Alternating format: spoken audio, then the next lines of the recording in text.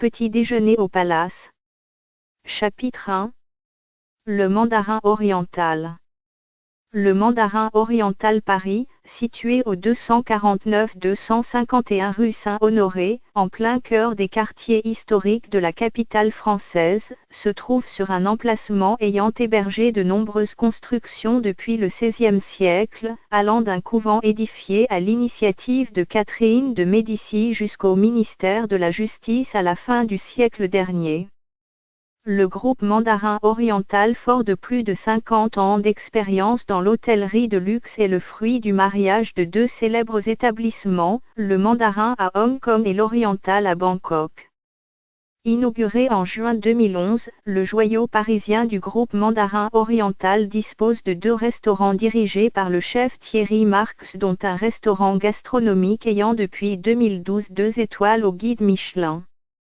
Thierry Marx, chef de renommée mondiale, né à Paris, passionné par différents aspects de la culture de l'Asie du Sud-Est, est célèbre pour sa cuisine avant-gardiste, sa pratique de la cuisine moléculaire.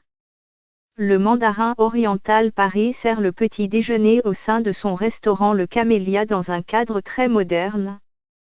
Un vaste buffet dressé au centre de la salle donne une impression de faste pouvant faire penser aux tables des rois de France. Le service et le cadre sont à la hauteur du niveau d'exigence auquel on peut s'attendre dans un palace. Il est possible de commander un petit déjeuner traditionnel européen comme dans tout palace parisien, mais également ici un petit déjeuner chinois ou encore un petit déjeuner japonais. Cette promesse d'exotisme témoigne d'une volonté de se démarquer de la concurrence. La réalisation n'est malheureusement pas au niveau de la promesse, mettons cela sur un manque de connaissance, de maîtrise de ces types de cuisine fort éloignés de la gastronomie française. En revanche, le petit déjeuner traditionnel est une belle réussite.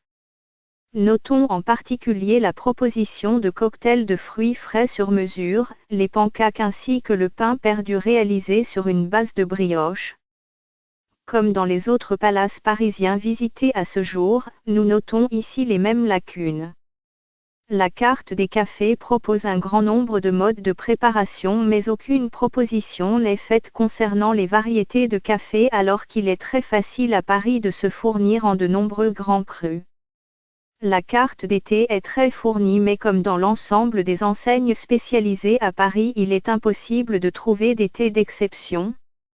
Un dernier point concerne l'absence de propositions de pâte à tartiner. Paris étant riche de nombreux chocolatiers à la renommée internationale, les palaces parisiens devraient avoir à leur carte au moins une pâte à tartiner artisanale.